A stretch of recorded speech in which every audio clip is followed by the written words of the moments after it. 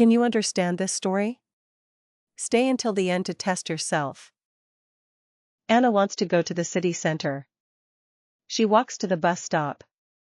The bus stop has a small bench. Anna sits down and waits. She looks at the bus schedule. The next bus comes in 5 minutes.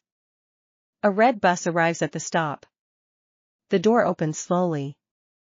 Anna gets on the bus. She shows her ticket to the driver. The driver smiles and nods. Anna finds an empty seat.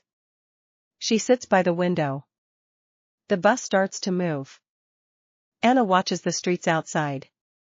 She sees shops and people. The bus stops at a traffic light. More people get on at the next stop. An old man sits next to Anna. He reads a newspaper.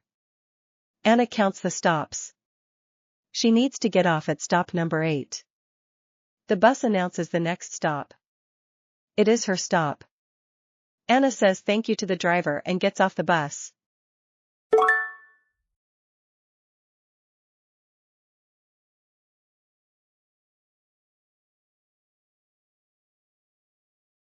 Learn with LingoStories.app.